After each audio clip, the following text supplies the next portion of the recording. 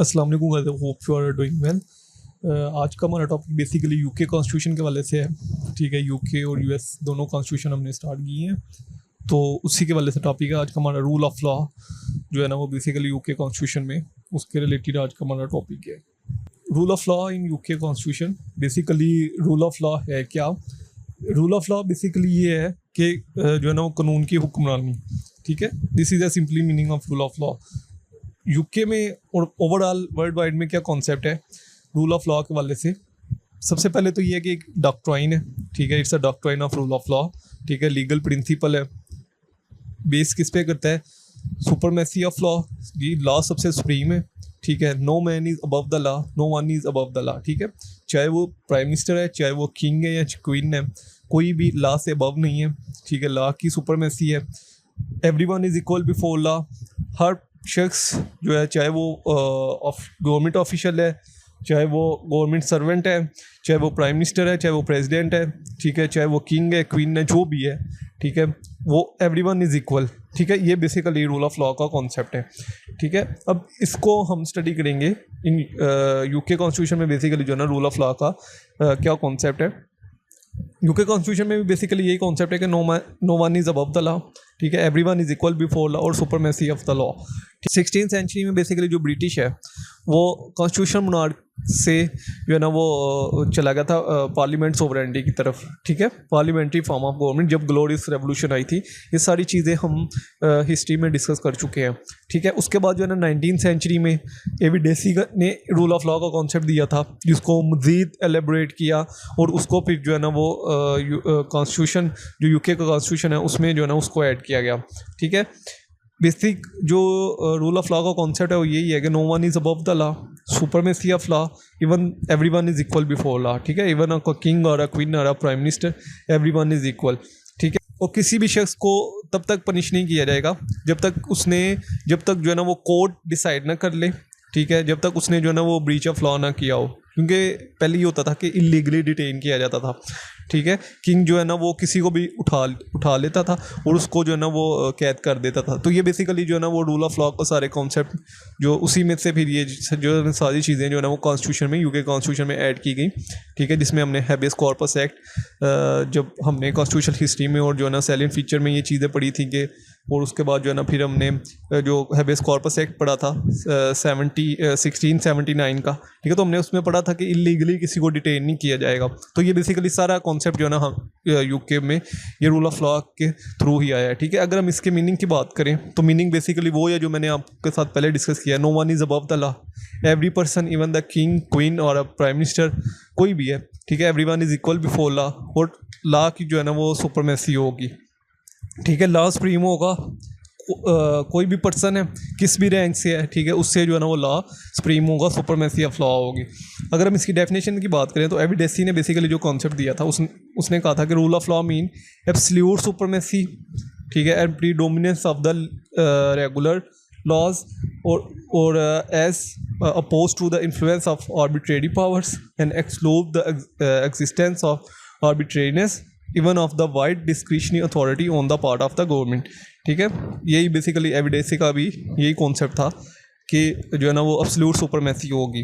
उसके बाद अगर हम ब्लैक लॉ डिक्शनरी की बात करें तो rule of law means legal principle of day to day applicable approved by the governing body और authority and express in the form of logical proposition. ठीक है, ब्लैक लॉ डिक्शनरी ने जो definition दी है कि rule of law mean a legal principal, ये basically एक legal principal है जो कि डे बाय डे एप्लीकेबल होते हैं, जिनको गवर्नमेंट्स बॉडी, अब गवर्नमेंट्स बॉडी वो क्या है, जो हमने ऑर्गन्स पढ़े थे। ठीक है, जिसमें जो है ना, वो जिसमें ऑर्गन्स में जो है ना, बेसिकली लेजिस्लेचर और जुडिशरी भी आती है। जुडिशरी भी आपको पता है कॉमन लॉ जो है इम्प्लीमेंट होता है यूके में। ठीक है, तो वो एक्सप्रेस करते हैं इन अ लॉजिक प्रोपोजिशन में, उसको जो ना हम रूल ऑफ लॉ कहते हैं। ठीक है, अब इसमें बेसिक जो रूल ऑफ लॉ का प्रिंसिपल है, ये ड्राइव कहाँ से हुआ था? ये एक फ्रेंच फ्रेज़ है, प्रिंसिपी डी लीगलाइट, जहाँ से जो है ना, वो प्रिंसिपल ऑफ लीगैलिटी का जो ना कॉन्सेप्ट डेवलप हुआ था। ठीक है, और इसी फ्रेज से जो है ना, बेसिकली रूल ऑफ लॉ का कॉन्सेप्ट डेवलप हुआ है। Government based on the principle of law, जो गवर्नमेंट है वो बेस करती है लॉ के प्रिंसिपल पे, ना कि मैन पे। ठीक है, गवर्नमेंट जो है ना वो बेस करती है लॉ के प्रिंसिपल पे, ना कि किसी मैन पे, ठीक है। तो ये बेसिकली जो है ना वो बेस है रूल ऑफ लॉ की। उसके बाद अगर हम इसकी हिस्ट्री की बात करें, यूके कॉन्स्टिट्यूशन में ये रूल ऑफ लॉ का कॉन्सेप्ट कहाँ से आया, ठीक है, कैसे ये डेवलप हुआ, ये चीज़ें अब हम स्टडी करने जा रहे हैं उसकी हिस्ट्री में, ठीक है। सबसे पहले जो कॉन्सेप्ट आया था वो मैग्ना कार्टा में आया था, ठीक है। मोस्ट इंपॉर्टेंट डॉक्यूमेंट है, अगर आपने नहीं अभी तक पढ़ा, ठीक है, अगर आप पार्ट 2 या पार्ट 3 के स्टूडेंट हैं तो आपको इस डॉक्यूमेंट का पता होना चाहिए, ठीक है। इसका लेक्चर ज़रूर लीजिएगा, मेरे चैनल पे भी पढ़ा, किसी और से भी जो ना वो आप लेक्चर ले सकते हैं। मैग्ना कार्टा 1215 में बेसिकली जो है ये किंग जॉन और रेबन बेरेंस के दरमियान जो है ना ये बेसिकली एग्रीमेंट हुआ था एक, ठीक है, एक लिबरेशन ऑफ चार्टर बनाया गया था, ठीक है। इसमें भी बेसिकली ये जो है ना किंग की पावर्स को कर्टेल किया गया था, ठीक है। ये फर्स्ट स्टेप था यूके में, जब जो है ना वो यूके रूल ऑफ लॉ की तरफ गया था, ठीक है। ये इसमें बेसिकली थोड़ी सी पावर कर्टेल की गई थी, लेकिन it's a first step which are moving toward a rule of law, ठीक है। इसमें जो किंग की पावर थी उसको कम किया गया था, किसी को इलीगली डिटेन नहीं किया जाएगा, ठीक है। टैक्स जो इम्पोज किए जाएंगे, बेसिकली इसमें ये हुआ था कि किंग ने जो ना वो टैक्स इम्पोज कर दिए थे बैरन्स पे, ठीक है। जो वार हुई थी फ्रांस में, ये बेसिकली जो ना वो किंग काफ़ी जो ना जंगे हारा था और इसको इकोनॉमिकली जो ना वो बहुत ज़्यादा नुकसान हुआ था, तो इसने टैक्स जो ना इम्पोज करने शुरू कर दिए थे, हैवीली टैक्स इम्पोज करने शुरू कर दिए थे। तो फिर इसी के लोगों ने इसके अगेंस्ट जो ना बगावत की थी, तो फिर ये चार्टर जो है ना वो साइन हुआ था, ठीक है। तो अब इस बेसिकली चार्टर में यही था, किंग जो है ना वो टैक्स इम्पोज नहीं कर सकता, पार्लियामेंट के जो है ना वो जो कबीना बनी थी तब पार्लियामेंट बनी थी उसकी अप्रूवल के बगैर, ठीक है। तो ये बेसिकली और किसी को लीगली डिटेन नहीं किया जाएगा, तो ये फर्स्ट स्टेप था मैग्ना कार्टा। उसके बाद आया पिटिशन ऑफ राइट, ठीक है। इसमें बेसिकली ये हुआ कि किंग की और पावर्स को कम कर दिया गया और वो पावर्स जो है ना वो दे दी गई पार्लियामेंट को, ठीक है। अब जब पार्लियामेंट्स को पावर दी गई तो उसमें भी बेसिकली यही था कि टैक्स जो है ना वो इम्पोज नहीं किए जाएंगे without the approval of parliament, ठीक है। किंग जो है ना वो टैक्स नहीं इम्पोज कर सकता। और रूल ऑफ लॉ और ड्यू प्रोसेस ऑफ लॉ की जो है ना वो बात हुई थी। Due process of law means कि वो इलीगली किसी को डिटेन नहीं किया जाएगा, कि किसी ने कोई ऑफेंस कमिट किया ही नहीं और आप उसको पकड़ के जो है ना वो जेल में डाल देते हैं या आप उसको जो है ना वो सजा दे देते हैं, तो ऐसा काम नहीं किया जाएगा। उसके बाद हैबियस कॉर्पस एक्ट 1679, ठीक है। ये बेसिकली फिर एक पूरा एक्ट जो है ना वो इलीगल डिटेंशन के वाले से एक पूरा एक्ट जो है ना वो फिर यूके कॉन्स्टिट्यूशन में जो है ना वो एस्टेब्लिश किया गया, ठीक है, पार्लियामेंट के थ्रू जो है ना इसको अप्रूव, ठीक है। तो ये बेसिकली हैबियस कॉर्पस एक्ट आया था 1679 में, ठीक है, जिसमें यही कहा गया था कि अगर कोई पर्सन लॉ को वायलेट करता है तो देन आप उसको डिटेन कर सकते हो, अगर कोर्ट डिसाइड करे तो, ठीक है। ऐसे ही नहीं आप किसी भी पर्सन को इलीगली जो है ना वो डिटेन कर सकते।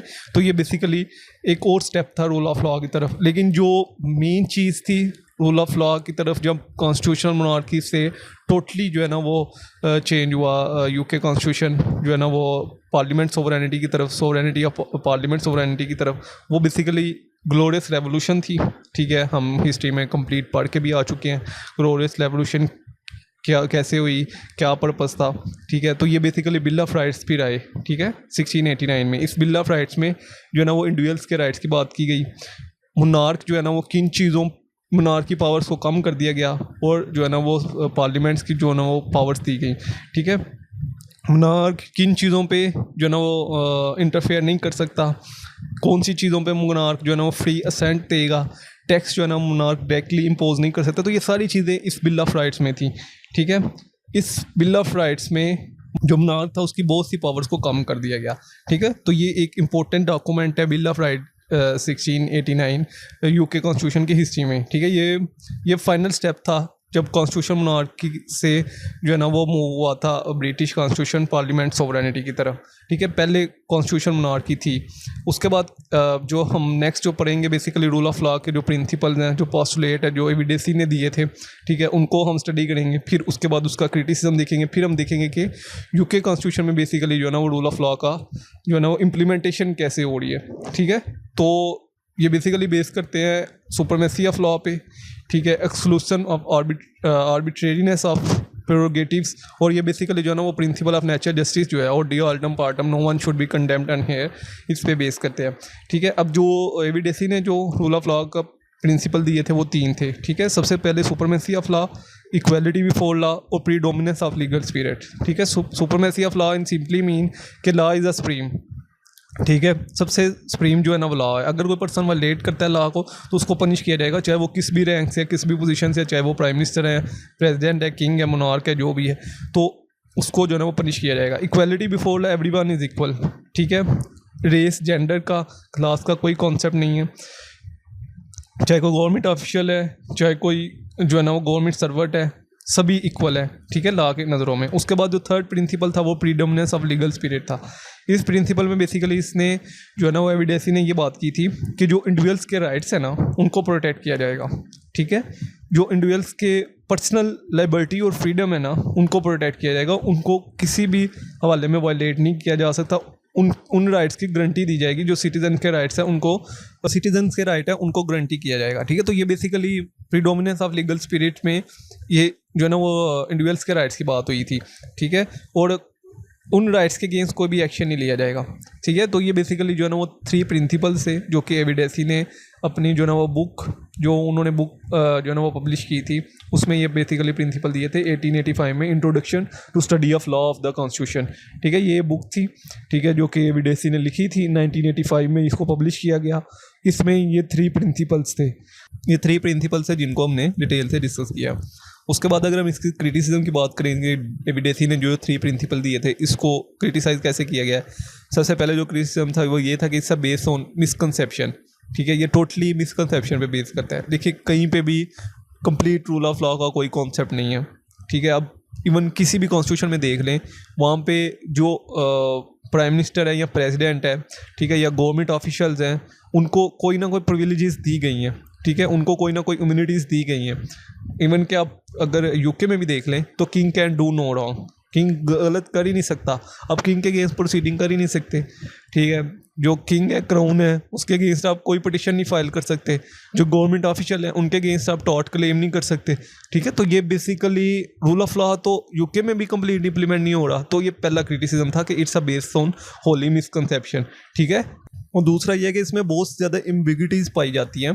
ठीक है। कोई सेंस ही नहीं बनती है कंप्लीट जो है ना रूल ऑफ लॉ किसी भी कंट्री में अभी तक अडॉप्ट नहीं हुआ। ये जो 3 प्रिंसिपल इसने बताए थे, अभी तक किसी भी कंट्री में ये 3 प्रिंसिपल ऐसा सच अडॉप्ट नहीं है जैसे इसने बताए थे एविडेंसी ने। ठीक है। और उसके बाद पार्लियामेंट एनेक्टेड बैड लॉ। अब इसने बेसिकली जो प्रिंसिपल बताए थे एविडेंसी ने, उसने 2 प्रिंसिपल बताए थे, एक रूल ऑफ लॉ और एक पार्लियामेंट सोवरेनिटी की बात की थी। इसने क्या है कि पार्लियामेंट है ना वो सोवरेन है, वो कैसा भी चाहे लॉ बना सकती है। ठीक है। तो बेसिकली जो है ना वो आप भी अगर क्रिटिसिज्म करना चाहें इस बात पे तो कर सकते हैं, बट मैं इसको क्रिटिसाइज़ करता हूँ कि parliament sovereignty, complete parliament sovereignty नहीं होती। ठीक है। पाकिस्तान में भी पार्लियामेंट सोवरेनिटी नहीं है, पाकिस्तान में भी कॉन्स्टिट्यूशनल सुपरमेसी है। अगर पार्लियामेंट सोवरेनिटी होती तो फिर जुडिशियल रिव्यू का कॉन्सेप्ट आर्टिकल 199 में और जो है ना वो आर्टिकल 184(3) में वो जुडिशियल रिव्यू का कॉन्सेप्ट ऐड ना किया होता। ठीक है। अगर कोई भी लॉ जो है ना वो पार्लियामेंट बनाती है तो उसको नल एंड वाइड डिक्लेयर कर दिया जाएगा अगर वो इस्लामिक इंजंक्शन के अगेंस्ट होता है, अगर वो फंडामेंटल राइट्स के अगेंस्ट होता है। तो कभी कहीं भी जो है ना वो पार्लियामेंट सोवरेनिटी, तो इन माई पॉइंट ऑफ व्यू तो parliament sovereignty, complete parliament sovereignty नहीं होनी चाहिए। ठीक है।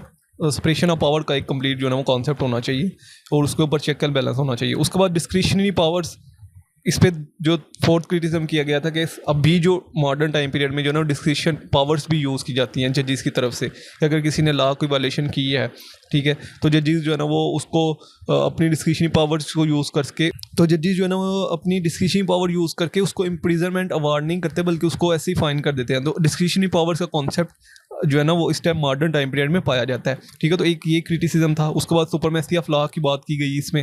ठीक है। कि जो है ना वो लॉ सुप्रीम होना चाहिए, लेकिन बहुत सी ऐसी जगह, जैसे कि मैंने अभी आपको यूके की एग्जांपल दी।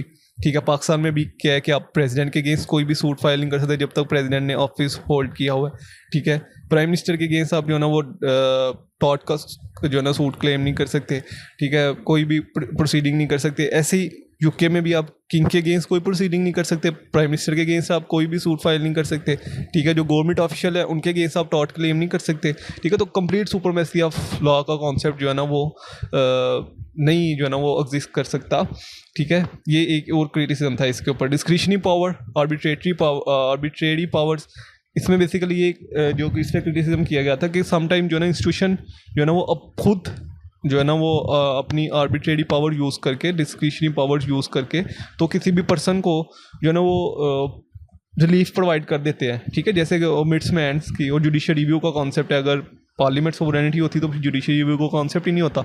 और इक्वालिटी बिफोर लॉ कि everyone is equal before law, ऐसा तो किसी स्टेट में नहीं होता, ठीक है। हमेशा जो गवर्नमेंट ऑफिशियल्स हैं या जो स्टेट्स के हेड हैं उनको उनके ऊपर कोई ना कोई प्रिविलेजेस, कोई ना कोई इम्यूनिटीज़ उनको दी गई होती हैं कॉन्स्टिट्यूशन की तरफ से। और उसके बाद जो है ना इसने बेसिकली जो है ना वो इम्यूनिटीज़ और प्रिविलेजेस को इग्नोर किया था डेसी ने, ठीक है। मतलब जैसे कि king can do no wrong, crown के अगेंस्ट कोई proceeding, crown is an institution, ठीक है, क्राउन कैन नेवर डाई, ठीक है। तो कोई भी प्रोसीडिंग नहीं कर सकते। तो ये इस पे अच्छा खासा क्रिटिसिज्म जो है ना वो एविडेसी के कॉन्सेप्ट पे क्रिटिसाइज इसको किया गया था। उसके बाद जो रूल ऑफ लॉ का कॉन्सेप्ट है बेसिकली वो मैग्ना कार्टा से आया, ठीक है। ये चीज़ हम डिस्कस कर सकते हैं। बिल ऑफ राइट्स जो है उसने तो कंप्लीट जो है कॉन्स्टिट्यूशन हिस्ट्री है वो यूके की वो चेंज कर दी थी, ठीक है। 19th सेंचुरी में फिर इसने जो है ना एविडेसी ने ये कॉन्सेप्ट दिया था अपनी बुक जो उसने पब्लिश की थी, the study of law of the constitution 1885 में, ठीक है। जिसमें उसने 2 पिलर्स, जो मेन 2 पिलर्स थे वो रूल ऑफ लॉ और पार्लियामेंट सोवरेनिटी थी, ठीक है।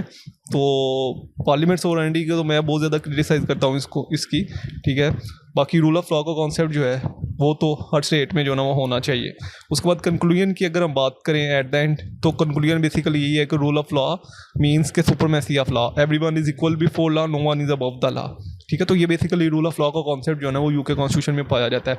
अगर मैं यूके कॉन्स्टिट्यूशन में इंप्लीमेंटेशन के वाले से बात करूँ तो देखिए मैं पहले भी अब इसी लेक्चर में कितनी दफ़ा कह चुका हूँ कि किंग के ऊपर आप प्रोसीडिंग नहीं कर सकते, ठीक है। किसी भी जो गवर्नमेंट ऑफिशियल है यूके में उसके अगेंस्ट आप जो है ना वो टाट का सूट क्लेम नहीं कर सकते, ठीक है।